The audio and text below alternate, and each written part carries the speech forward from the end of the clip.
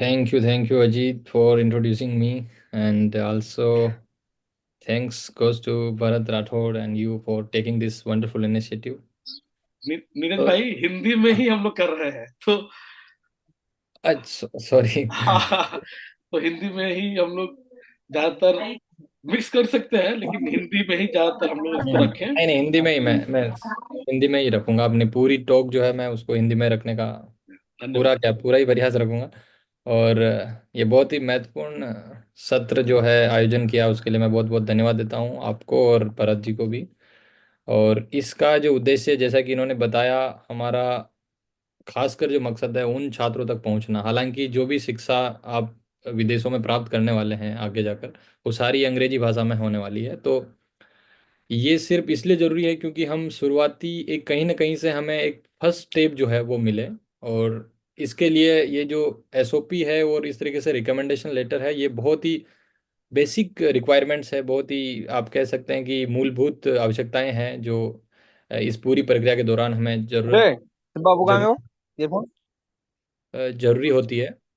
तो मैं सबसे पहले अपनी पीपीटी शेयर करूंगा और उसी के माध्यम से हम कुछ कुछ बिंदुओं पर चर्चा करेंगे। और उसी के साथ साथ जैसा कि इन्होंने बताया, 30 मिनट के अंदर मैं अपनी पूरी बात रखने का प्रयास करूंगा। और उसके अंत में मैं कुछ सैंपल्स भी आपको दिखाऊंगा कि इस तरीके से आप एसओपी और रिकमेंडेशन लेटर लिखवा सकते हैं। और उसके बाद हम क्वेश्चन आंसर लेंगे।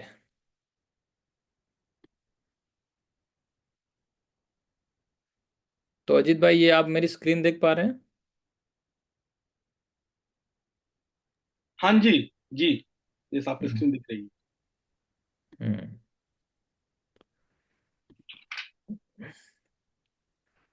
ठीक है।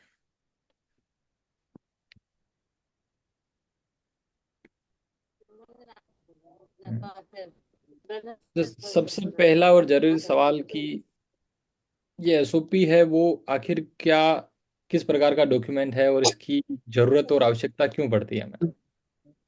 और खासकर इंटरनेशनल एप्लीकेंट्स के लिए हम देखें, क्योंकि हम भारत में भी अगर हम मास्टर के लिए या पीएचडी के लिए अप्लाई करें आईआईटीज और आईएम में, तो वहाँ पे भी हमें, जेएनयू हो चाहे टिस हो, वहाँ पर भी हमें ज़रूरत पड़ती है एसओपीज की। लेकिन खासकर जो रिक्वायरमेंट है मास्टर्स के लिए विदेश में, वो एसओपी एक बहुत महत्वपूर्ण डॉक्यूमेंट के रूप में काम करता है।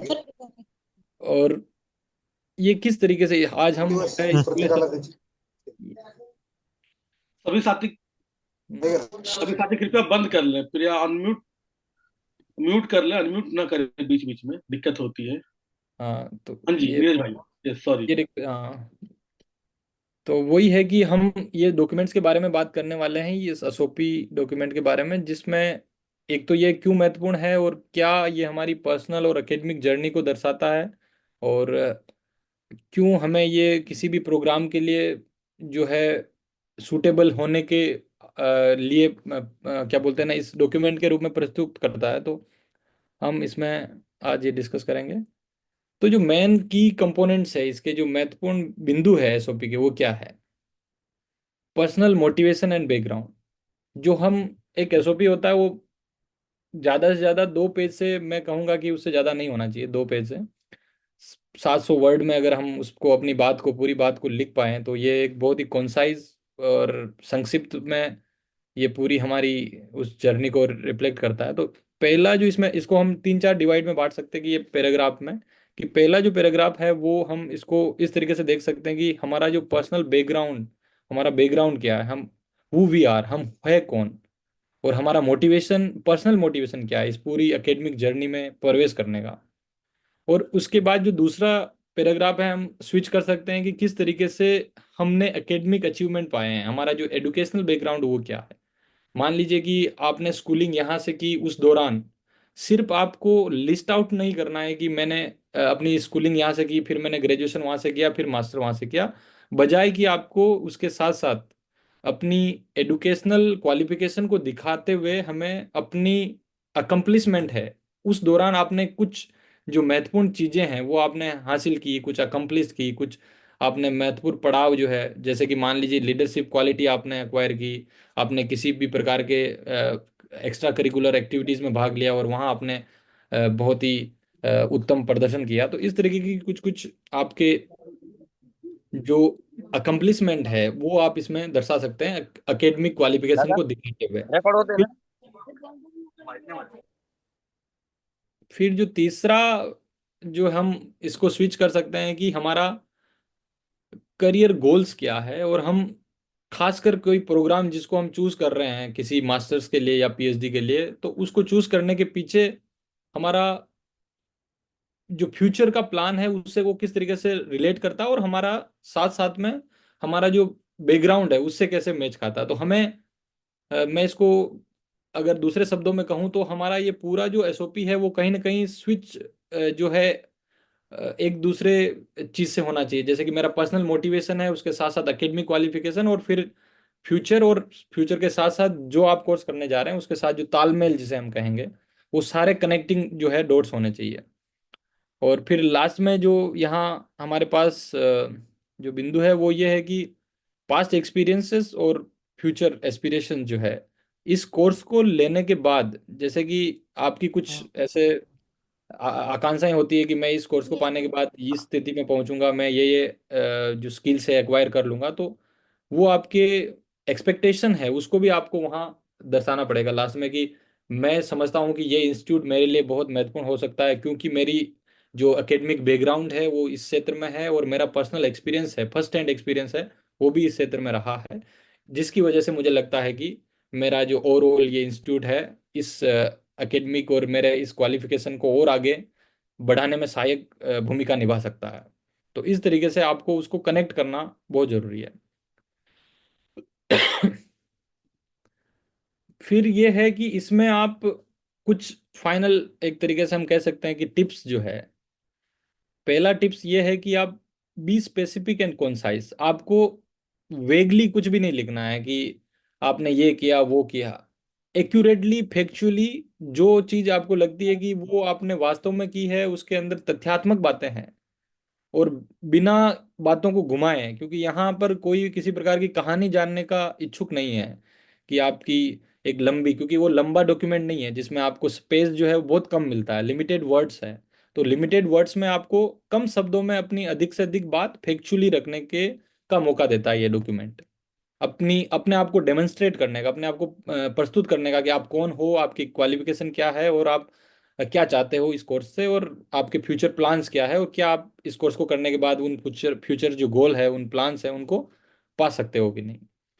और फिर जो है आपका दूसरा पॉइंट टिप्स मैं आपको देना चाहूंगा कि ये reflect your genuine passion for the field. आप जो लिख रहे हो और जो आप करना चाहते हो और जो आपने पास्ट में किया है, ये पूरा डॉक्यूमेंट है वो एक आपका पैशन दिखाना चाहिए, आपका जज्बा कि आप वास्तव में कुछ करना चाह रहे हो। मतलब डल नहीं होनी चाहिए आपकी राइटिंग, उसमें एक निरस्ता नहीं होनी चाहिए कि जो आप लिख रहे हो ऐसा लग रहा है पढ़ने वाले को भी ज़्यादा इंटरेस्ट नहीं आएगा अगर आप उस निरस्ता से लिखोगे। उसमें एक कह सकते हैं कि एक जुनूनियत आपके उन उस पूरे डॉक्यूमेंट में होनी चाहिए, जिससे किसी को भी पढ़ के लगे कि ये वास्तव में कोई व्यक्ति है वो इस कोर्स को पूरी तन्मयता से करना चाहता है। और तीसरा टिप्स है कि demonstrate your understanding of the program. आप किसी कोर्स को के लिए अप्लाई कर रहे हो तो आपको सबसे पहले उस कोर्स के बारे में पूरी जानकारी होनी चाहिए, तभी आप उस एसओपी में लास्ट वाले पैराग्राफ में लिख सकते हो कि ये कोर्स वास्तव में क्या ऑब्जेक्टिव है इस कोर्स का, और ये इससे मेरी जो एक्सपेक्टेशन है वो किस तरीके से फुलफिल हो सकती है। इससे सामने वाले को भी ये पता चलता है कि आपको कोर्स के बारे में पूरी जानकारी है, आप बिना किसी जानकारी के ये सारी बातें या ये क्लेम नहीं कर रहे हो कि मैं ये कोर्स इसलिए करना चाहता हूँ क्योंकि मैं समझता हूँ कि ये मेरा क्रिटिकल एस्पेक्ट है, मेरी ये पर्सनल अंडरस्टैंडिंग है, एक्सपीरियंस है, उसमें एनरिचमेंट हो जाएगा। जबकि ऐसा वो कोर्स कुछ भी नहीं करने वाला है, तो इसका मतलब है कि उसमें आपका तालमेल बैठ ही नहीं रहा है, क्योंकि आपको जानकारी नहीं है उसकी। तो कोर्स की जानकारी और उसका सारा कुछ आपको पता होना चाहिए ताकि आप उसको डेमोन्स्ट्रेट अच्छे से कर पाओ, और सामने वाले को भी वो ऑथेंटिसिटी उसमें आपके शब्दों में दिखे।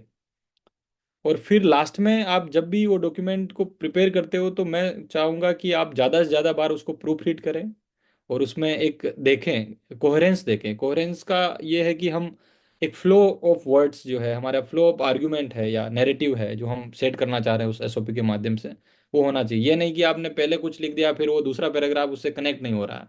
तो एक साइन पोस्टिंग जिसको हम कहते हैं कि पहला पैराग्राफ से आप दूसरे पैराग्राफ में ट्रांजिट कर रहे हो तो वो उसमें कनेक्टिंग डॉट्स कुछ होने चाहिए, तो क्लैरिटी मिलती है कि आप जब कोई पढ़ना शुरू करे आपका पहला लाइन तो वो आखिरी लाइन तक पहुंचे और उसको पता भी नहीं चला कि वो उसने पूरा आपका डॉक्यूमेंट पढ़ लिया, और सारी जानकारी जो किसी को जानने के लिए जरूरी है वो सारी जान भी जाए। तो ये कुछ 4 टिप्स है जो मुझे लगता है कि बहुत महत्वपूर्ण है और एक किसी भी एसओपी को लिखने के लिए। हम दोनों प्रकार के सेगमेंट जो एसओपी और रिकमेंडेशन लेटर को लेकर हम लास्ट में ही सवाल लेंगे, तो मैं चाहूंगा कि अब मैं दूसरे सेगमेंट की ओर बढ़ूं। तो दूसरा हमारा सेगमेंट है कि how to get a strong recommendation letter. हम, चूंकि मैं देखता हूं कि बहुत सारे बहुजन छात्र छात्राएं हैं, खासकर रिकमेंडेशन लेटर के लिए बहुत डिफिकल्टीज जो है उनको महसूस होती है, क्योंकि उनको पता नहीं कि किन को अप्रोच करें और कहाँ से किन से वो लिखवाएं, और लिखवाएं तो कैसे लिखवाएं, और इस तरीके के रिकमेंडेशन जो हमें रेफरेंस लेटर भी हम इसको कहते हैं, तो इसके लिए क्या जरूरी होता है। जो यहाँ 4 बिंदु मैंने यहाँ डेमोन्स्ट्रेट किए उसमें से पहला है कि choose रिकमेंडर्स who know you well academically and personally. आपको सबसे पहले एप्लीकेशन डालने से पहले किसी भी यूनिवर्सिटी इंस्टीट्यूट में आपको 2 से 3 लोगों को आइडेंटिफाई करना पड़ेगा जो आपको एकेडमिकली, मतलब जिन्होंने आपको या तो पढ़ाया हो, जिन्होंने आपको सुपरवाइज किया हो किसी भी क्षेत्र में एकेडमिकली, और वो आपको पर्सनली भी जानता हो। ये नहीं कि किसी क्लास में कोई टीचर है वो तो सबको ही पढ़ाते हैं लेकिन पर्सनली आपको वो अच्छे से नहीं जानते, तो वो आपका रिकमेंडेशन लेटर अच्छे से नहीं लिख पाएंगे। क्योंकि रिकमेंडेशन लेटर वो ही अच्छे से लिख सकता है जो आपको पर्सनली जानता है, जिनको आपके बारे में, आपके अचीवमेंट्स के बारे में, आपकी स्ट्रेंथ के बारे में, आपकी वीकनेस के बारे में अच्छे से पता हो। क्योंकि ये रिकमेंडेशन लेटर क्या करता है, जो कि हमारा यहाँ दूसरा पॉइंट कहता है कि highlight your strengths and achievements. ये हमारी जो भी हमने अकम्पलिशमेंट किए हैं उन प्रोफेसर, उन सुपरवाइजर या उन टीचर्स के अंडर रहकर, वो उसको दर्शाता है, हमारे एकेडमिक जर्नी को दर्शाता है, हमारे पर्सनल एस्पेक्ट को भी दर्शाता है कि हमने किस तरीके से सारे उन जो डेडलाइंस है, जो हमें काम मिले हैं, उनको हमने अपनी पूरी क्षमता से उनको पूरा किया है। तो मैं समझता हूँ कि ये 2 बिंदु है, और फिर तीसरा जो बिंदु है हमारा कि ensure the mention your potential for and fit for the program. तो ये चीज आपको उनको, वो आपको भले ही जानते हो कितना भी अच्छे से, लेकिन आपको उनको फिर भी कुछ स्पेसिफिक चीजें हैं उनको आपको पहले से ही बतानी पड़ेगी कि आपको ये सारी चीजें आपके रिकमेंडेशन लेटर में होना जरूरी है, कि वो ये कम से कम एक पैराग्राफ इसके बारे में लिखे कि आप क्यों इस प्रोग्राम में जिसके लिए आप अप्लाई करने जा रहे हो उसके लिए आप फिट कैंडिडेट हो, और आप पूरी तरीके से एलिजिबल भी हो, और आप इसको पूरा कर सकते हो। ये वो विश्वास जताए कि आई फर्मली बिलीव, मैं पूरी तरीके से विश्वास करता हूँ, रखता हूँ कि ये छात्र जो है, मैं इसको पर्सनली जानता हूँ, जिस वजह से ये आगे जाकर जो भी ये कोर्स करने जा रहा है ये इसमें पूरी तरीके से सफल होगा या होगी। तो इस तरीके से ये 4 बिंदु है। फिर चौथा है लास्ट, कि आपको जो लेटर है, ये रिकमेंडेशन लेटर, ये हमेशा लास्ट पॉइंट पे कभी नहीं इसको मांगने का प्रयास करना है, ये हमेशा well in advance. You request this letter well in advance. तो आप क्या करोगे कि मान लीजिए कि 3-4 महीने 5 महीने बाकी है आपके एप्लीकेशन डेडलाइन के, तो आप पहले से ही बात करके रखिए 2-3 सुटेबल रिकमेंडर्स के से, कि वो आपका रिकमेंडेशन लिख सकें। ये नहीं कि आप लास्ट के डेडलाइन के दिन किसी को पूछ रहे हो कि क्या आप मेरा रिकमेंडेशन लिखोगे, तो उसमें बहुत मुश्किल हो जाता है, और फिर वो उतना सॉलिड जो आप चाहते हो, जो वो आगे वाले इंस्टीट्यूट वाले चाहते हैं वह वैसा वो बन नहीं पाता है।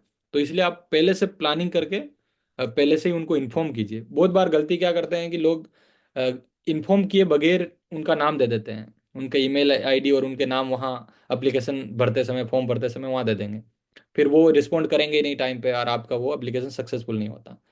तो इसीलिए पहले से ही उनको लूप में लेना बहुत जरूरी है। ये 4 बिंदु जो रिकमेंडेशन लेटर को लेकर मैंने बताए हैं। और फाइनल टिप्स पूरे दोनों एसओपी और रिकमेंडेशन लेटर को लेकर ये है कि आपका जो एसओपी है वो एक जैसा हर यूनिवर्सिटी के लिए नहीं होना चाहिए। ये नहीं कि आपने एक बार लिख दिया और वो सब जगह उसी को उसको आप क्या करिए, यूज किए जा रहे हैं, ऐसा नहीं होगा। आप उसको मॉडिफाई करते जाइए कि ये इस इंस्टीट्यूट के लिए ये जो कोर्स है इसके लिए ये सूटेबल है या नहीं है। उसमें जो वर्डिंग है, उसमें जो शब्द है उसका चयन उसी के अनुसार कीजिए, जो की पॉइंट्स है, की इंडिकेटर्स है वो इसमें यूज कीजिए। जो कि उस इंस्टीट्यूट या उस प्रोग्राम, उस स्पेसिफिक प्रोग्राम के लिए लायक है। और फिर दूसरा है कि आप जो भी गाइडलाइंस है एप्लीकेशन की, उसको केयरफुली पढ़िए। और साथ साथ में अगर आपको कुछ चीज़ें समझ में नहीं आती तो ये बहुजन स्कॉलर उसी लिए है। आप इनको रीच आउट कीजिए, ये आपकी पूरी मदद करेंगे इस पूरे एप्लीकेशन गाइडलाइंस को समझने में भी और फॉर्म को भरने में भी। और तीसरा है network and build relationship with professor early. आप जहाँ, जैसे अगर मान लो कि आप पीएचडी के लिए अप्लाई कर रहे हो, तो आप पहले से ही पोटेंशियल सुपरवाइजर, पोटेंशियल जो आपका प्रोफेसर है, उनसे पहले से ही रिलेशनशिप बनाना शुरू कीजिए, कि उनको ईमेल लिखिए कि मेरा ये है, ताकि वो आप जब फॉर्म भरें तो आप उनका नाम लिख सकते हो पोटेंशियल सुपरवाइजर्स में। और चौथा है कि जो डिसिप्लिन की बात है, कि आप पूरी तरीके से, आपको इसमें इस पूरी प्रक्रिया के दौरान डिसिप्लिन रहना बहुत जरूरी है। आपको धैर्य के साथ हर चीज़ को करना है, यह नहीं कि आप जल्दबाजी में कुछ चीज़ें कर दी और वो फिर गड़बड़ हो गई। तो इसलिए पूरी तरीके से ऑर्गेनाइज तरीके से डेडलाइंस की क्या क्या है उसकी पूरी एक डायरी में रखिए, कि ये इसकी डेडलाइन ये है, इसके लिए ये डॉक्यूमेंट्स है, ये एसओपी इसके लिए है। तो ये सारा एक तरीके से डिसिप्लिन और ऑर्गेनाइज वे में अगर करोगे तो ये सारी चीज़ें ठीक हो जाएगी। और अभी जो है मैं एक सैंपल मैं एसओपी का दिखाऊंगा आपको, और रिकमेंडेशन का भी। और रिकमेंडेशन का शायद मैं चाहूँगा कि अजीत भाई दिखाए, वो जो शेयर करें, लेकिन मैं एसओपी वाला।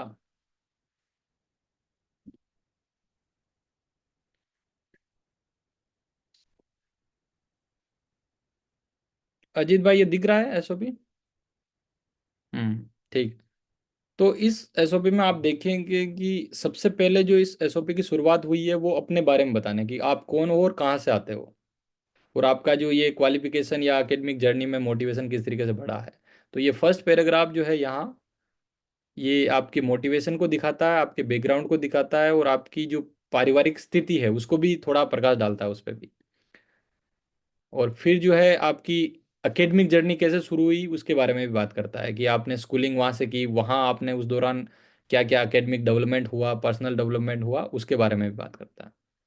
और फिर जो है आपके मार्क्स वगैरह आप मेंशन करना चाहो, ये कोई इतना कंपलसरी नहीं है। मार्क्स के बजाय आप अपने कुछ अचीवमेंट्स है, कुछ आप मान लीजिए कि कुछ आपने कोर्सेज किए उस दौरान, कुछ डिग्री सर्टिफिकेट लिए हैं, तो वो आप यहाँ मेंशन कर सकते हो।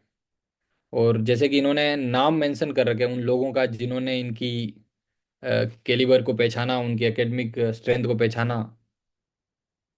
और तो ये होता है कि आप एक तरीके से पूरा बिना किसी वेगली या बिना किसी बिना तथ्यों के बात करने के बजाय आप एकदम स्पेसिफिक बातें कर रहे हो, तो वो थोड़ा कॉन्साइज लगता है।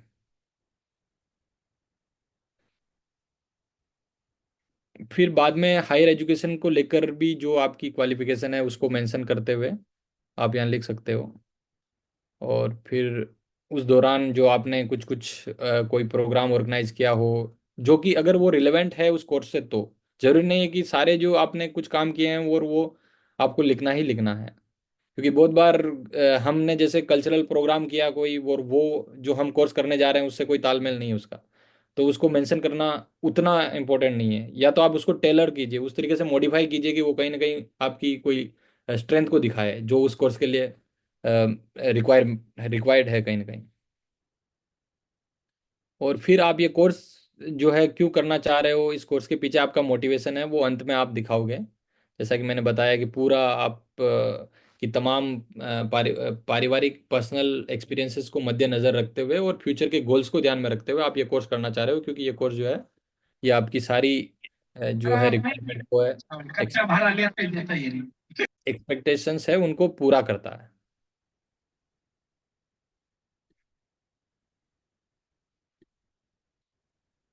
हेलो अजीत भाई, यस यस। हाँ जी। आपके पास रिकमेंडेशन लेटर मैंने आपको भेजा था। यस, आप उसको दिखा सकते हैं, क्योंकि फिर मेरे को अपना ऑन करना पड़ेगा। पोस्ट में नहीं हूँ, अच्छा हूँ मैं, लेकिन मेरे को फिर अपना ऑन करना पड़ेगा। अच्छा अच्छा, मैं चूंकि वो कहाँ है, मैंने आपको व्हाट्सएप पे भेजा था शायद। हाँ, मैं भेज देता हूँ, आप वापस हाँ भेज हाँ, देता ठीक है, मैं वो तो है। हाँ मिल गया मुझे, मैं भेज देता हूँ। हूँ। आप इसको शो कर सकते हैं यहाँ पे। बस यहाँ थोड़ा उसको भी हम दिखा देते हैं। हम्म हम्म, हम्म।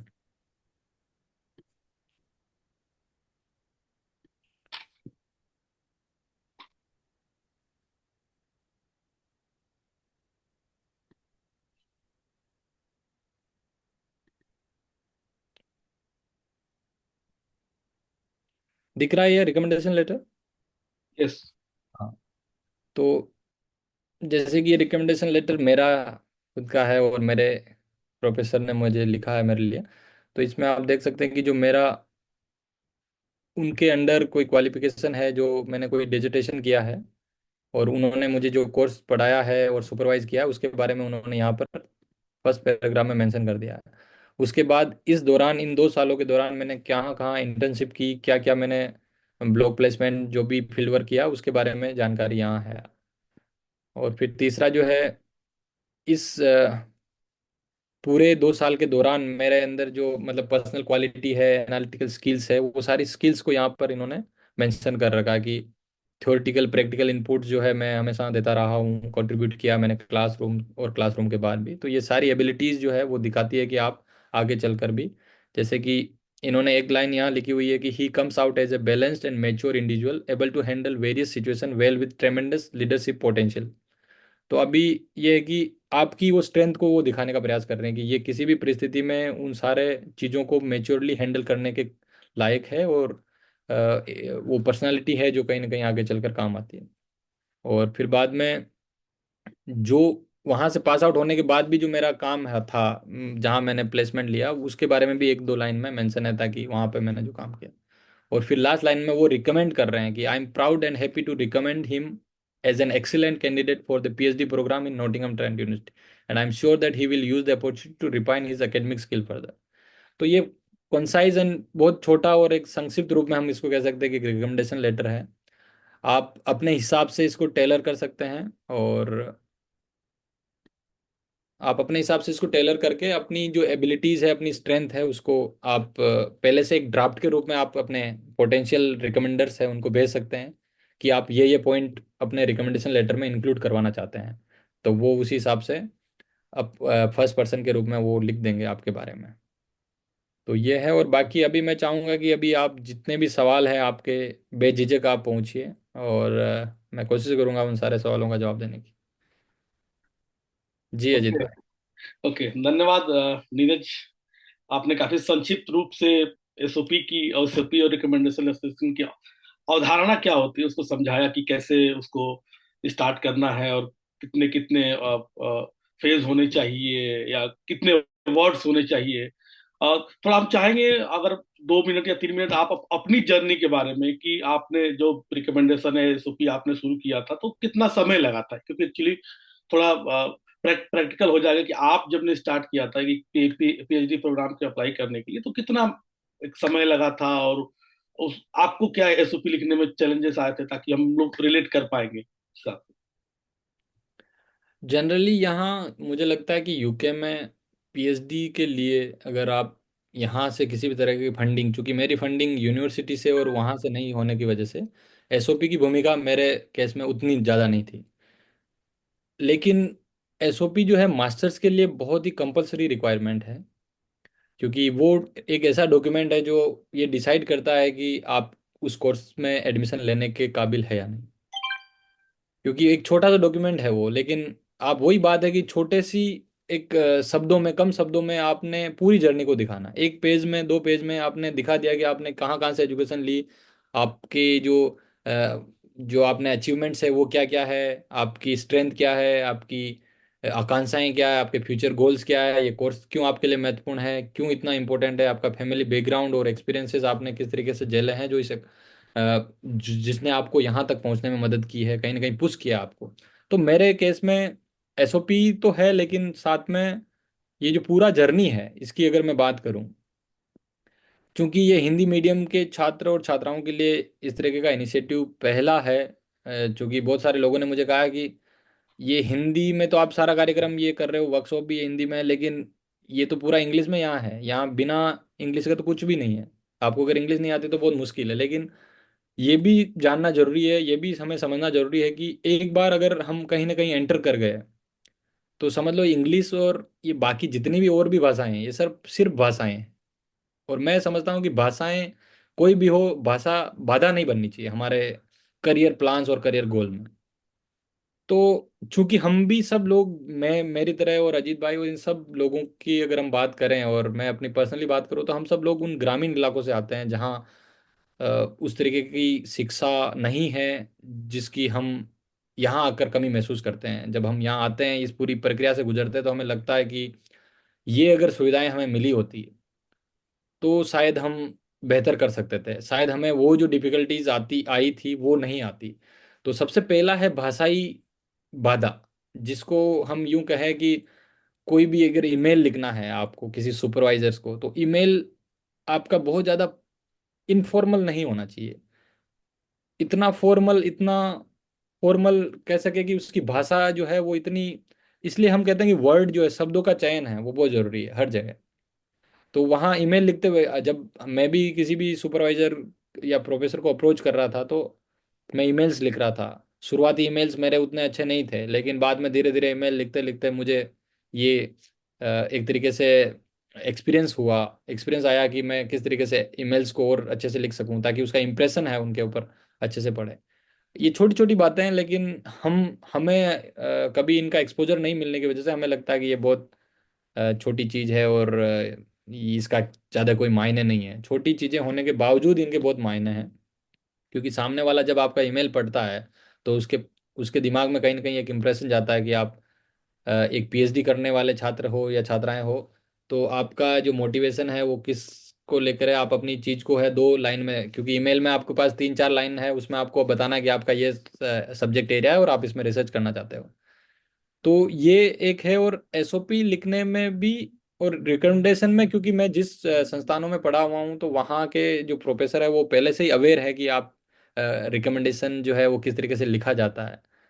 लेकिन ये सारी ये सुविधाएं जो है सबके साथ नहीं होती। जो मान लो कि कोई ग्रामीण किसी बहुत ही रूरल इलाके में कॉलेज है, वहां से कोई पढ़ने वाला छात्र या छात्राएं हैं, तो वो अगर करना चाहते हैं तो उनके लिए ये बहुत मुश्किल हो जाती है, क्योंकि वहाँ किसी भी प्रोफेसर ने उस तरीके से रिकमेंडेशन विदेश में पढ़ने के लिए कभी नहीं लिखा होगा। तो उनके लिए ये बहुत बड़ी समस्या है। तो हो सकता है कि उनके लिए हो, लेकिन आप अगर उनको समझाएं और उनको अगर कहें कि इस तरीके से लिखा जा सकता है, ड्राफ्ट है, और इसमें फिर हम सब लोगों की मदद भी मिल सकती है कि किस तरीके से उनके साथ भी मिलके हम कि एक रिकमेंडेशन लिखवाने में मदद कर सकते हैं। तो ये है। और बाकी जो है, और जो ये प्रोसेस जो है बहुत लेंथी होती है, इसमें आपको बहुत ज़्यादा धैर्य रखने की जरूरत है। क्योंकि मान लीजिए कि आपने अप्लाई किया और उसके बाद वहाँ से कोई रिप्लाई नहीं आया, और फिर वहाँ आप वेट करे जा रहे हो, आपने सोचा अब मेरा कुछ नहीं होगा, अब मैंने तो अप्लाई कर दिया यहाँ से भी, फिर आप हताश हो जाते हो। लेकिन आप विश्वास नहीं करेंगे कि मैंने खुद ने 20 जगह अप्लाई किया होगा, और बहुत सारे लोग हैं जिन्होंने 30-30, 40-40 जगह अप्लाई किया होगा, और हर कोई ऐसा ही करता है। क्योंकि हम इतने परफेक्ट नहीं है कि हमने एक बार जहाँ हमने एडमिशन लेना वहाँ अप्लाई किया, एडमिशन हुआ और हम चले गए।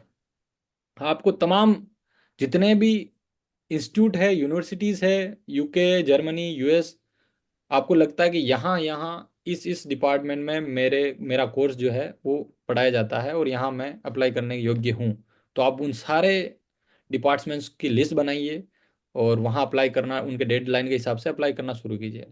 एक जगह से रिजेक्शन आएगा, दूसरी जगह से हो सकता है एक्सेप्टेंस आए, एक्सेप्टेंस आने के बाद भी हो सकता है कि कुछ चीज़ें हैं जो आपके पक्ष में काम ना करें, तो आपको हताश नहीं न होते हुए दूसरे इंस्टीट्यूट की ओर बढ़ना है। तो लेकिन विश्वास कीजिए कि आप अगर इसमें लगे रहेंगे, डटे रहेंगे, भले ही 5 महीना लगे, 6 महीना लगे, आपका एडमिशन जरूर होगा। क्योंकि ये कोई भी रॉकेट साइंस नहीं है कि इसमें कोई आम आदमी या एक गांव का विद्यार्थी है वो विदेश में नहीं पढ़ सकता, कोई भी पढ़ सकता है। इंग्लिश ये सब भाषाएं ये कहने की बात है। अगर आप थोड़ी मेहनत करो, थोड़ा अपने स्किल सेट पे ध्यान दो, थोड़ा डेडिकेशन के साथ लग जाओ, तो आपकी भाषा की बाधा वो भी दूर होगी और बाकी जो प्रक्रियाएं हैं वो भी आसान होगी। धन्यवाद नीरज भाई। काफी अच्छे से आपने समझाया, क्योंकि कोट आज याद आ रहा है कि सफलता एक बार ही आती है, और विफलता तो अनेकों बार आएंगी ही आएंगी, लेकिन सफलता जब आएगी तो एक बार ही आएगी। तो काफी अच्छा लगा। और भाषाई बाधा की बात कर रहे थे कि भाषाई बाधा तो नहीं होनी चाहिए, क्योंकि भाषा ऐसी चीज है कि सीखी जा सकती है। वो हमारे सपने और हमारे करियर या हमारे पंखों को वो बाधा नहीं दे सकते हैं। तो और मैं अपना भी अगर एग्जांपल जोड़ दूं, क्योंकि एसओपी का मेरे मेरे एडमिशन में एसओपी का बहुत बड़ा महत्व था, क्योंकि मेरे आसपास कोई ऐसा व्यक्ति नहीं था जिसको मैं अप्रोच कर सकूं।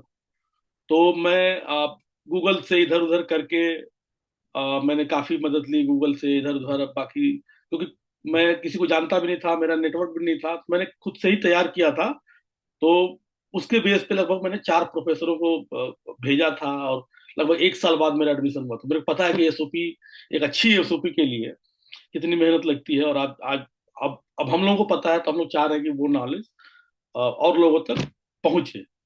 ओके, तो काफी अच्छा रहा। नीरज भाई, आपने पूरा एक संक्षिप्त में बताया एसओपी की परिभाषा और रिकमेंडेशन की क्या जरूरत है, क्योंकि एनईपी भी भारत में लागू हो गया, न्यू एजुकेशन पॉलिसी। और अब जो शिक्षा होगी आने वाले समय में, उसमें जो statement of purpose, personal statement और रिकमेंडेशन लेटर की बढ़ जाएगी। इसकी जो भी चीजें हैं वो बढ़ जाएगी। जब लोग मांगेंगे कि आप रिकमेंड कराइए या आप अपना पर्सनल स्टेटमेंट दीजिए, तो ये इन चीजों की जरूरत पड़ेगी एकेडमिक्स में आगे।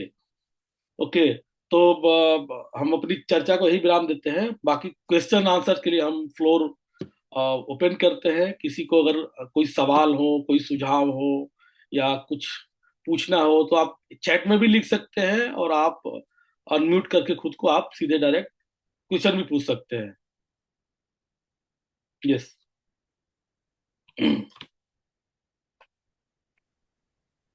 जय भीम। मेरा नाम कुलदीप कुमार है। जय भीम, मेरा बिल्कुल सवाल है भाई। कि हाँ, बहुजन समाज के बच्चे, मतलब जैसे नीरज भाई ने बात की कि ग्रामीण अंचल से आते हैं ज्यादातर और उनको चीजें, तो इनके लिए सब चीजें मुहैया कराने के लिए अगर एक व्हाट्सएप ग्रुप का अगर क्रिएट किए कर दिया जाए तो ज्यादा बेटर रहेगा। हम्म। हाँ। और जैसे कि हम लोगों को ज्यादा अब वो भी नहीं मिल पाता है, मतलब इंफॉर्मेशन के कहाँ से कैसे चीजें हो रही है, तो वो कहाँ से अपडेट मिलेगा, वो भी थोड़ा उस पर भी थोड़ा प्रकाश डाल दीजिए। ओके, नीरज भाई। मैं तो इस बारे में यही कहूँगा कि जिस तरीके से ये हम छोटे छोटे इनिशिएटिव लिए जा रहे हैं हमारे द्वारा, तो बहुजन स्कॉलर्स हिंदी जो इन्होंने एक पूरी श्रृंखला शुरू की है, ये उसी के और एक कदम है। और आप देख सकते हैं कि आप इससे जुड़िए, इस ग्रुप से जुड़िए, इनके यूट्यूब चैनल को फॉलो कीजिए, इनके सोशल मीडिया अकाउंट्स को फॉलो कीजिए। आपको सारी जानकारी ये लगातार वहाँ शेयर करते हैं। और इसका उद्देश्य यही है कि ये हिंदी क्षेत्र से आने वाले उन छात्र छात्राओं जो आकांक्षा रखते हैं विदेशों में पढ़ने की, उनके लिए ही ये पूरी तरीके से तैयार किया गया प्लेटफॉर्म है। और पॉडकास्ट की आपने बात की, पॉडकास्ट का मुझे नहीं पता, लेकिन ये है कि इस तरीके से ये ग्रुप है, इससे आप जुड़ने के माध्यम से मुझे लगता है कि बहुत सारी चीज़ें आसान हो जाएगी। और आपने जैसा कहा कि इन्फॉर्मेशन तो आज के ज़माने में वो एक पावर है, वो एक वेपन है, और उसके बिना कुछ भी नहीं है। जिनके पास वो जानकारी है किसी चीज़ की, लेकिन गलत जानकारी नहीं, सही जानकारी, तथ्यात्मक जानकारी, वो कुछ भी कर सकता है, वो आगे बढ़ सकता है। और जितने भी ग्रामीण क्षेत्र से लोग हैं, ये जानकारी के अभाव के कारण ही मुझे लगता है वो आगे नहीं बढ़ पाते हैं। वरना उनके पास भी वो काबिलियत है, उनके पास भी वो टैलेंट है, एक्सपीरियंस है, और वो नॉलेज है।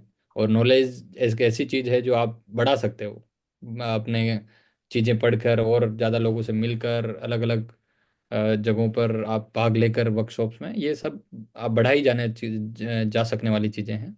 ऐसा नहीं कि आपके पास इतना नॉलेज है तो जीवन भर उतना ही रहेगा। तो ये सुझाव है मेरा तो। हाँ जी, नीरज भाई, मैं भी सहमत हूँ, क्योंकि हम लोग उसी दिशा में काम कर रहे हैं। तो जो भी जानकारी होती है, हम लोग अपने चैनल के माध्यम से या अपने ग्रुप के माध्यम से अलग अलग तरीके के इवेंट कराते रहते हैं। तो उसमें आप लोगों को भाग लेना है, उस प्रक्रियाओं में लोगों से जुड़ना है, क्योंकि नेटवर्क, एकेडमिक्स के लिए आगे जाने के लिए नेटवर्क बिल्डिंग बहुत जरूरी है। नेटवर्क ऐसे ही बनता है कि हम आप जुड़ रहे हैं, धीरे धीरे लोग जुड़ेंगे। तो हमारे पास हमारा फेसबुक है, बहुजन स्कॉलर का इंस्टाग्राम है, यूट्यूब चैनल है। तो आप उसके माध्यम से जाके जितने हमारे वेबिनार है, पुराने वेबिनार भी पड़े हुए हैं, आप देख के उसको आप अपना जो भी जानकारी है वो ले सकते हैं। ठीक है। बाकी की और कोई सवाल? Okay, thank you. Hello sir, hello. आवाज आ रही है मेरी? मेरा नाम प्रीतम कुमार है। ओके। अ, यस, हाँ प्रीतम। मुझे ये जानना था कि ज़्यादातर बच्चे जो ग्रामीण भाग से आते हैं, और खासकर जो बहुजन, हमारे बहुजन समाज के जो लोग हैं, उनको एक तो लैंग्वेज बैरियर है उनका, कि इंग्लिश उनको अच्छी तरीके से आती नहीं है। और चूंकि वो रीजनल लैंग्वेजेस में पढ़े हैं, तो रीजनल लैंग्वेज भी उनको अच्छी तरीके से आती नहीं है। 80% 70% केसेस में भी ऐसे लोग हैं जिनको, अगर वर्नाक्युलर लैंग्वेज में भी उन्होंने पढ़ाई किया है, तो वो भी लैंग्वेज उनको सही तरीके से आती नहीं है।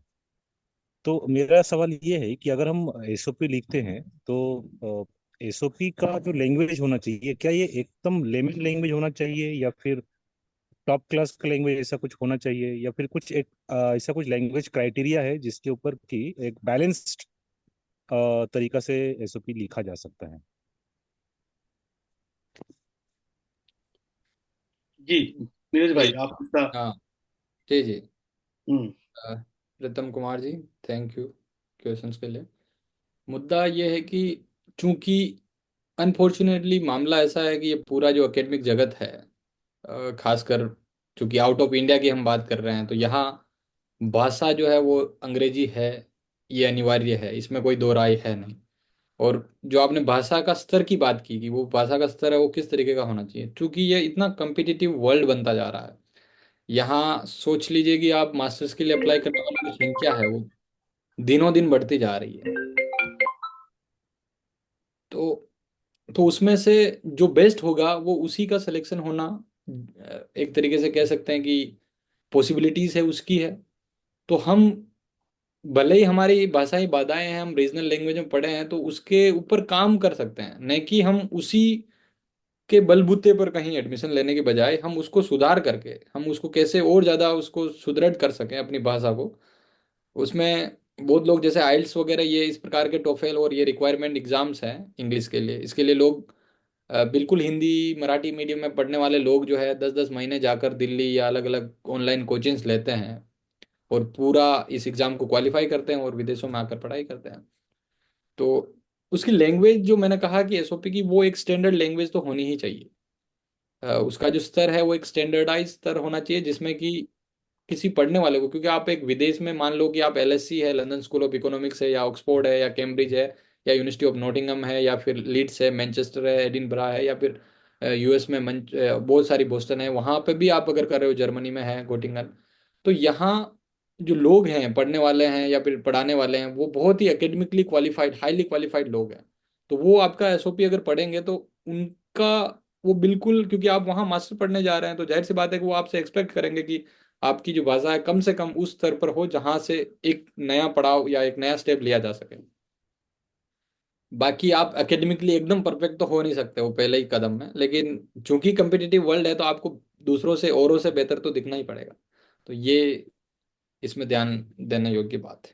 हाँ, उसमें एक चीज और नीरज भाई, मैं जोड़ दूंगा प्रीतम भाई को कि लैंग्वेज तो है ही आपको स्टैंडर्ड एक लैंग्वेज, तो क्योंकि आप बाहर भेज रहे हैं तो इतना तो एक्सपेक्टेशन होनी चाहिए कि एक अच्छी लैंग्वेज हो, स्टैंडर्ड लैंग्वेज हो। उसके साथ साथ ये है कि जब भी आप एसओपी लिख रहे हैं उसको आप प्रूफ रीड, और एक दो लोगों को जो एकेडमिकली साउंड है, अच्छे हैं, उनको आप एक बार दिखा सकते हैं कि आप, ये मैंने लिखा हुआ है, ये मेरा मेरा मैंने ऐसा फॉर्मेशन किया है, आप उसको ठीक कर सकते हैं क्या।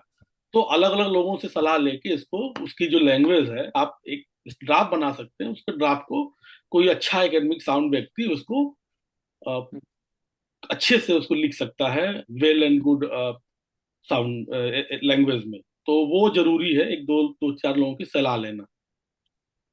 जी और कब, हाँ, और कभी ये नहीं कि आप गूगल से कुछ डाउनलोड करके और उसके थोड़े बहुत नाम और चेंज करके दे देते, क्योंकि क्या होता है ना कि फिर वो समझ जाते हैं, वो गूगल का जो फ्लो है ना, फिर वो जो प्रोफेसर है, वो कितने साल से पढ़ा रहा है, उसको पता है कि मतलब ये कहाँ से लिया गया है या इसकी वर्डिंग क्या है, तो वो आसानी से चीजें समझ में आ जाती है। तो उसका हम्म। ख्याल रखें, चैट जीपीटी या गूगल का इस्तेमाल बिल्कुल नहीं करें, क्योंकि उसमें ओरिजिनलिटी बहुत दिक्कत बस कर देती है। जी। या ओरिजिनलिटी और ऑथेंटिसिटी जो है वो जितना ज़्यादा रहेगा उतना ही बेहतर है। आपकी भाषा जैसे जितनी भी टूटी फूटी है, आप एक बार उसको लिख दीजिए। वो जो आइडिया है, बेसिक आइडिया, वो आपका खुद का है।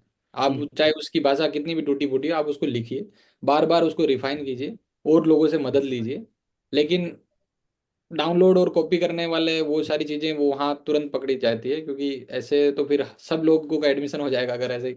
और वो लोग काफ़ी जल्दी पकड़ लेते हैं। तो इसलिए बेहतर होगा कि आपकी ऑथेंटिसिटी है वो आपकी रिकमेंडेशन लेटर के साथ साथ आपके एसओपी में भी चल के। हम्म, हम्म, ठीक ठीक है। तो है। लास्ट और में एक सवाल सर, हम लोग लेंगे, हम इसमें लोग इसमें समाप्ति की तरफ बढ़ इसमें रहे हैं, तो दो या तीन सवाल और ले मैं सकते इसमें एक एक और इसमें मैं एक और एड ऑन करना मेरा थोड़ा एक सा पूछना सवाल है। चाहूँ इसमें। एक हैं। अच्छा, एक हम करके। मेटाफोर प्रीतम भाई का ले लेते हैं, उसके बाद फिर मेटाफोरिकली, इनका। हाँ बस ये लास्ट सवाल है मेरा ओके। कि क्या इसमें मेटाफोरिकली भी हम कुछ ऐड कर सकते हैं क्या? सपोज कि अगर कुछ स्टोरी वगैरह बनानी हो या फिर कोई आइडिया बनाना हो, तो मेटाफोरिकली भी हम कुछ ऐड कर सकते हैं क्या? नहीं जी, आपका कहने का मतलब है कि आप वीडियो बनाने की बात कर रहे हो नहीं नहीं, क्या? अ, नहीं या नहीं, वीडियो नहीं, जैसे मैं कुछ अगर लिख रहा मेटाफोर हूँ, यूज करने की लिखने बात के कर सेंस रहे में मैं हैं एसओपी में नीरज भाई, एडिट। तो मेरा। हाँ। हाँ हाँ, मेटाफर तो आप यूज कर सकते हैं, लेकिन वो वहां पर फिट बैठना चाहिए। ये नहीं कि आउट ऑफ कॉन्टेक्स्ट लग रहा है आप कुछ, जैसे कि कोई बहुत सारे लोग अपना उसमें डॉक्टर अंबेडकर की बात को कोट करते हुए कि बीच में कि ऐसा एक शब्द या एक लाइन है कि एजुकेट एजिटेट या कुछ उस तरीके से, लेकिन वो पूरा फ्लो में कहीं ना कहीं फिट होना चाहिए उस कॉन्टेक्स्ट में। तो उस यस तरीके से यस। मेटाफर यूज कर सकते हैं। लेकिन चूंकि मैंने कहा कि ये बहुत कम शब्दों का खेल है, इसमें आप ज्यादा खेल नहीं सकते हो मेटाफर्स के साथ। बस ये है कि आप ज्यादा से ज्यादा, क्योंकि बेसिक स्ट्रक्चर वो सेम रहेगा, बस आप वर्डिंग है आपके अंदर जो है वो ऑथेंटिसिटी है, वो ये इन सब का खेल है कि आप कितनी अच्छे से ऑथेंटिकली उसको प्रेजेंट करते हो। और कौन से चॉइस ऑफ वर्ड्स आपके क्या क्या है ना। बहुत कॉमन वर्ड्स अगर यूज कर रहे हो उसमें कोई ज्यादा इम्पैक्ट प्रभावशाली नहीं दिखते हैं, तो प्रभावशाली शब्दों का चयन और साथ साथ में कुछ ऐसी चीजें जो पढ़ने वाले के दिमाग में एक असर डाला है। इसलिए बहुत सारे लोग जो होते हैं, अब जैसे कि स्टेटमेंट ऑफ पर्पस होता है मेरा, स्टेटमेंट ऑफ पर्पस पर्पस जो है वो बहुत पर्सनल है, बहुत लोगों का बहुत पर्सनल होता है।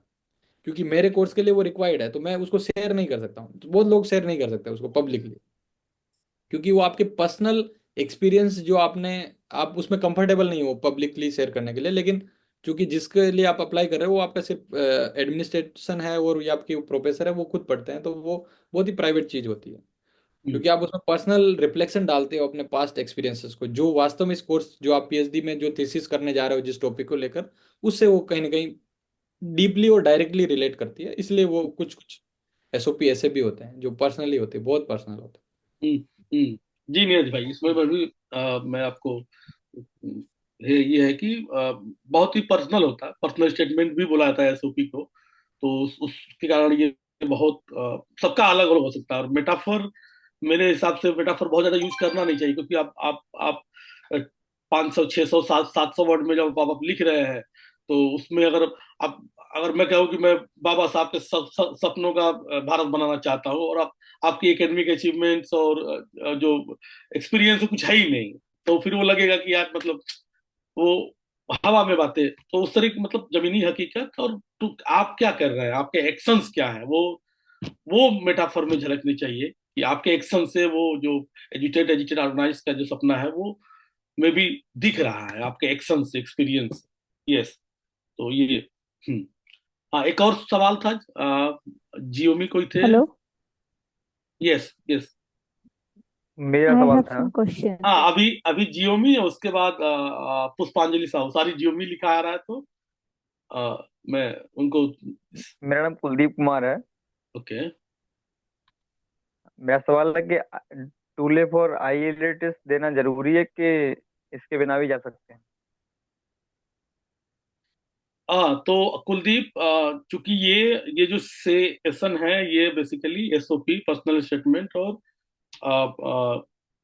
रिकमेंडेशन लेटर पे है, तो बाकी की हमारे और भी सेशंस आएंगे, 3 4 सेशन हिंदी में ही, कि जो प्रक्रियाएं हैं कैसे कैसे कैसे कैसे होती हैं। तो हो सकता है कि नेक्स्ट वीडियोस में उस प्रक्रिया के ऊपर हम लोग बात करें किसी दूसरे वक्ता के साथ जो उसमें विशेषज्ञ हो। तो आज के लिए हमारा जो फोकस है वो रिकमेंडेशन लेटर और एसओपी और पर्सनल स्टेटमेंट पे ही है। Okay okay okay. ओके। हाँ, पुष्पांजलि जी। यस, आपका सवाल। Yes, thank you for sharing this information.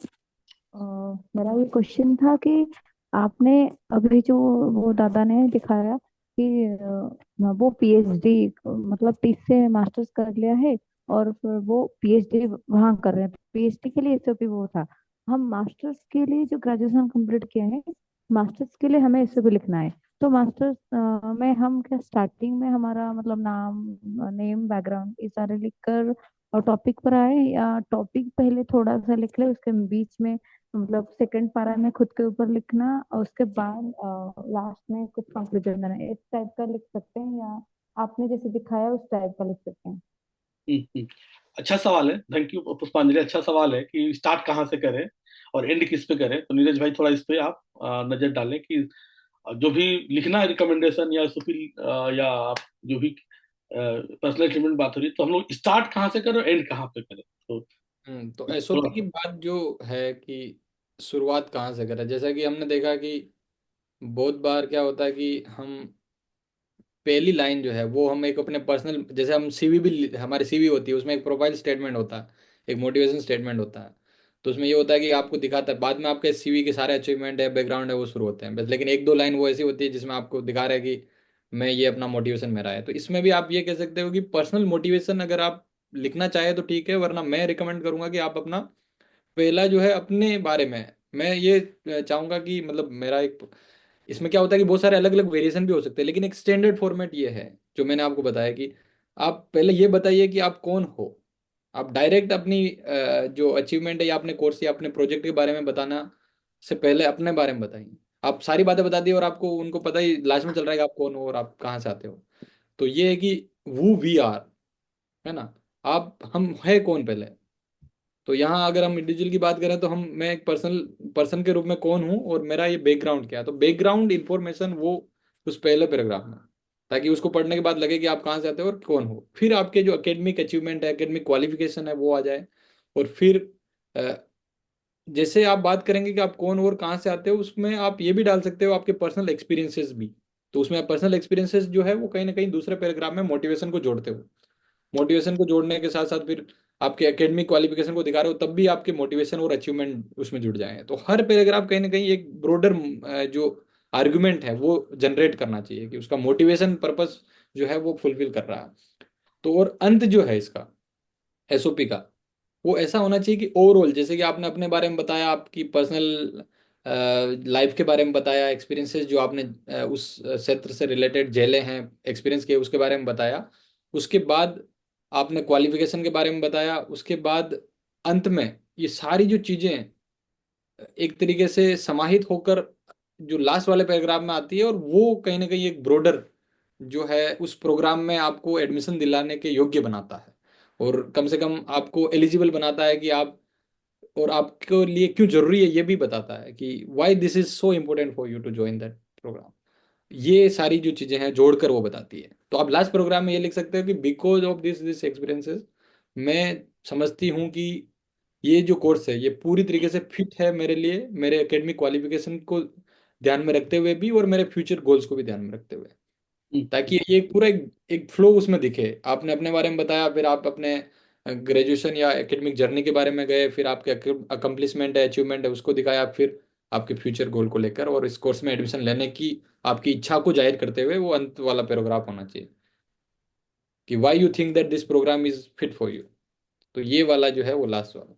तो ये हम्म। मेरा सुझाव है। जी जी नीरज भाई, मेरा भी सुझाव आई थिंक ये रहेगा कि पहला जो स्टैंडर्ड फॉर्मेट है कि आप थैंक खुद यू से दादा। शुरू करें। ओके, हाँ जी, पुष्पांजलि जी।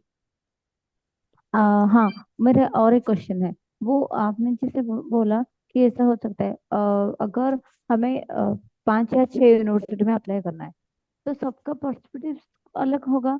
क्या हम एक एसओपी लिखकर सब में डाल सकते हैं, या अलग अलग लिखना पड़ेगा? मतलब एलएसी के मैं अप्लाई कर रही हूँ, एलएसी का कुछ अलग लिखूं, तो फिर ऑक्सफोर्ड के लिए अलग लिखूं, ऐसा लिख सकते हैं, या सेम को ओके सभी में दें? जी, पुष्पांजलि समझ गया आपका सवाल।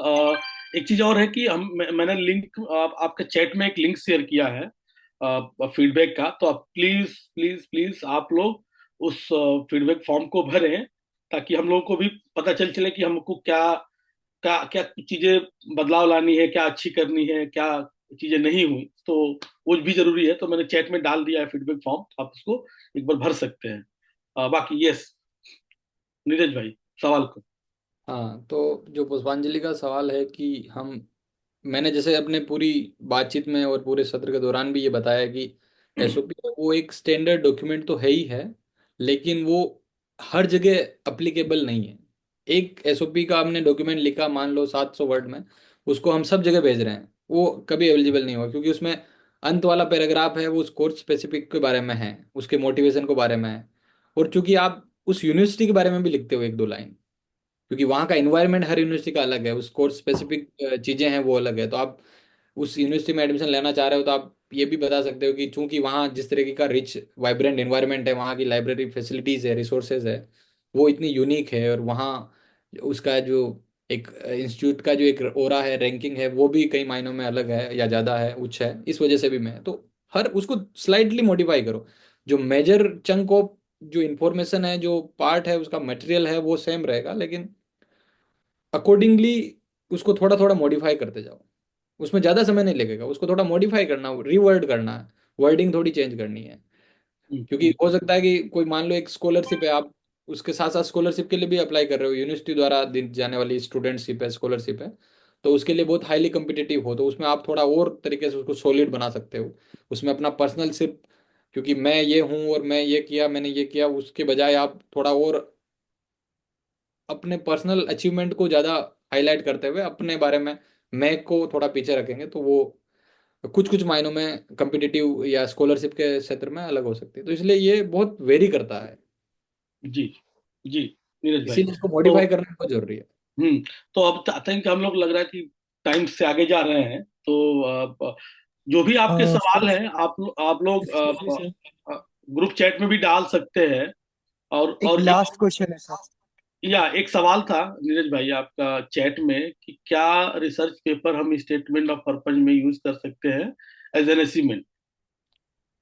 क्या रिसर्च पेपर हम स्टेटमेंट्स ऑफ पर्पस में यूज कर सकते हैं? जो यस, डेफिनेटली। अगर आप पीएचडी के लिए अप्लाई कर रहे हो, तो आपकी एकेडमिक क्वालिफिकेशन है वो not only in terms of degree, how much degree you receive, लेकिन ये भी है कि साथ साथ में आप ये भी दिखा सकते हो कि मैंने प्रूवन भी किया, अपनी एबिलिटी को डेमोन्स्ट्रेट भी किया, मैंने दिखाया भी है। और उसका ये उदाहरण है कि मैंने एक पेपर में ये लिखा, एक पेपर भी, रिसर्च पेपर भी लिखा है, लेकिन उसको डायरेक्टली ऐसे मत दिखाइए, उसको कहीं ना कहीं वीव ऑन कीजिए कि आप किस तरीके से उसमें शब्दों में उसको समेट सके उस पूरे नैरेटिव में, कि वो दिखाए कि आपने वो पेपर लिखा है वो कितना रिलेवेंट है। ऐसा नहीं हो कि आपने कुछ पेपर लिखा वो अलग सामाजिक मुद्दे को लेकर है और आप जो पीएचडी कर रहे हो रिलेवेंट है, तो आप उसको मेंशन कीजिए, और उस तरीके से मेंशन कीजिए कि वो उसकी आपकी स्ट्रेंथ को और ज़्यादा दिखाए, बढ़ाए, बढ़ाता हुआ दिखाए। तो जरूर उसको मेंशन कीजिए, ये एकेडमिक जी क्वालिफिकेशन सर, है। एक्सक्यूज मी सर, एक, ओके ओके। मेरा नाम साजिद है, और एक लास्ट क्वेश्चन है मेरे लिए। या जो एलओआर होता है, लेटर ऑफ रिकमेंडेशन होता है, सो उसका फॉर्मेट सभी यूनिवर्सिटी के लिए सेम होता है, या कुछ कुछ यूनिवर्सिटी के लिए अलग होता है? जैसा कि मैंने कहा कि आप जो उसकी गाइडलाइंस है यूनिवर्सिटी की, वो अच्छे से पढ़िए, क्योंकि बहुत बार क्या होता है कि वो जो चाहते हैं हम इंश्योर करें कि वो हमारे हर डॉक्यूमेंट में हो, मेंशन हो। जैसे कि हम जॉब के लिए भी कभी अप्लाई करते हैं, तो हम एक सीवी सब जगह अप्लाई नहीं कर सकते, क्योंकि जो जॉब के रिक्वायरमेंट है वो हमारी सीवी में दिखनी चाहिए, तो हम उसी हिसाब से अपनी सीवी को मॉडिफाई करते हैं। तो उसी हिसाब से आप कोई भी जब यूनिवर्सिटी या एप्लीकेशन अप्लाई कर रहे हो, तो आप देखिए कि उसके क्वालिफिकेशन या फिर उसकी गाइडलाइंस में क्या क्या रिक्वायरमेंट है जिनको उन्होंने हाईलाइट किया हुआ है। तो कोशिश कीजिए कि अगर आपका उससे रिलेवेंट कुछ अचीवमेंट है, कुछ एक्सपीरियंसेस है जो नहीं है, तो आप सोचिए कि क्या हो सकता है, कौन सा अचीवमेंट ऐसा है जिसको आप इस तरीके से रिवर्ट कर सकते हैं, और फिर आप उसको मेंशन कीजिए अपने। तो जरूर सबका, मतलब हर यूनिवर्सिटी के हिसाब से भी आप अपना रिकमेंडेशन लेटर लिख सकते हो। यस, हाँ, इसमें एक चीज और ऐड कर दूं कि सारे अलग अलग यूनिवर्सिटीज का अपना रिकमेंडेशन फॉर्मेट भी होता है कभी कभी। तो मे भी सबके साथ एक साथ नहीं हो सकता। तो we need to find out कि हमको ये देखना पड़ेगा कि कहीं उनके पास ऐसा है तो नहीं। तो हम लोग को वो थोड़ा फाइंड आउट करना पड़ेगा कि किसी यूनिवर्सिटी का, जिस यूनिवर्सिटी अप्लाई कर रहे हैं वहाँ का रिकमेंडेशन लेटर का फॉर्मेट क्या है। उनका एक टेम्पलेट होता है, उसमें आपको रिकमेंडेशन लेटर करवाना पड़ता है। तो we are need to find out certain guidelines. Okay, तो वी आर लाइक हम लोग अब अंत की तरफ बढ़ रहे हैं। तो आई थिंक 10 मिनट और ज्यादा हो गए हैं, लेकिन सवाल थे तो वो भी लेने जरूरी थे। तो लास्ट सवाल मेरी तरफ से। आई थिंक इसमें अजीत भाई एक सवाल और है इस चैट में, अच्छा। तो आप इसको देख लीजिए, शायद ये हम जय भीम, जय जोहार everyone. Firstly, thank you so much for arranging this session. I really appreciate this effort. As you already said, we can get 1-to-1 mentorship and individual support. Okay okay okay hmm. Okay. तो हमारे जितने भी social media handles हैं, Facebook, Instagram, आप उस पर text करें या उनके उस पर देखें। हमने काफी सारे अपने कॉन्टेक्ट्स रखे हुए हैं, तो उस कॉन्टेक्ट को आप कनेक्ट करके आप मेंटरशिप के लिए अप्लाई कर सकते हैं। ठीक है।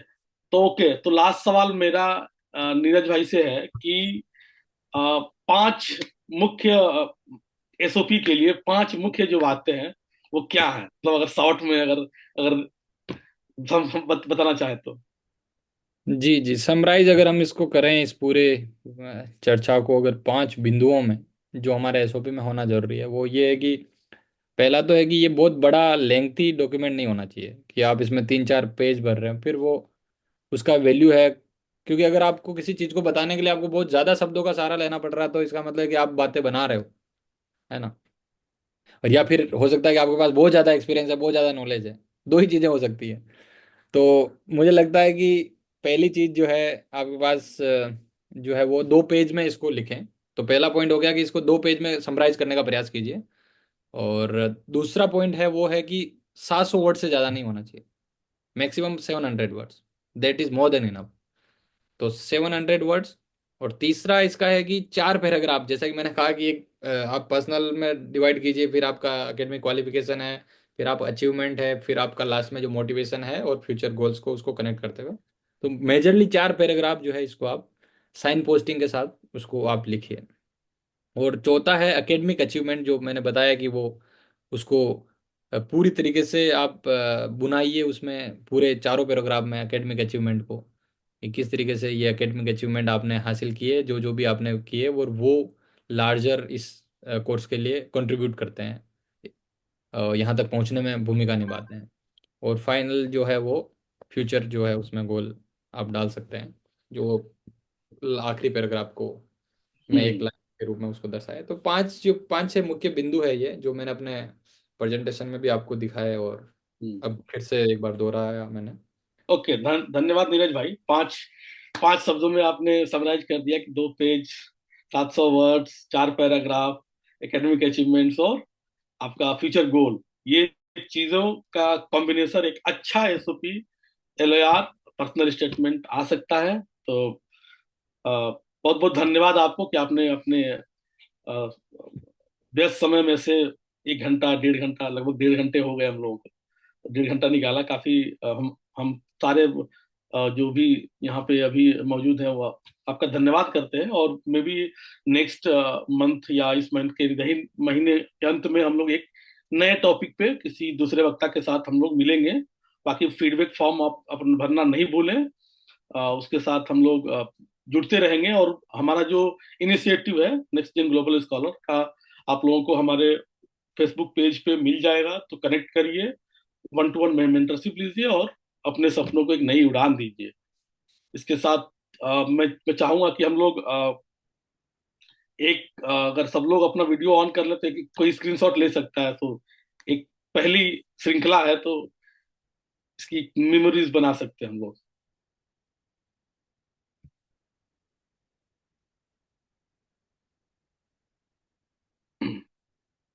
नीरज भाई, आप ले सकते हैं क्या स्क्रीनशॉट? ये आई कैन टेक। अगर किसी को दिक्कत ना हो तो सब लोग ऑन कर सकते हैं अपना कैमरा।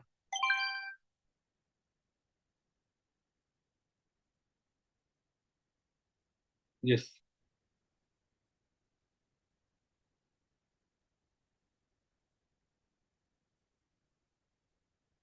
जी, हो गया। आई थिंक सबने ठीक ठीक है, डन। ओके, तो अब हम लोग समापन की तरफ बढ़ते हैं।